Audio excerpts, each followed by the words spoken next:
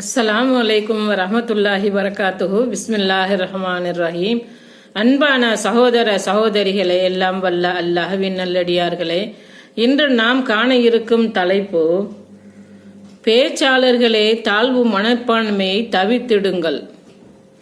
மார்க்கத்தை எடுத்துச் சொல்வதற்கும் தங்களுக்கு சிறந்த பேச்சாளர்களாக ஆவதற்கும் அனைவருமே விரும்புகின்றனர். ஆனால் பிரச்சாரம் என்று வருகின்ற போது பல விஷயங்கள் அவர்களுக்கு தடை கற்களாக இருக்கின்றன. அவற்றில் மிக முக்கிய இடத்தை பிடித்திருப்பது தாழ்வு மனப்பான்மை.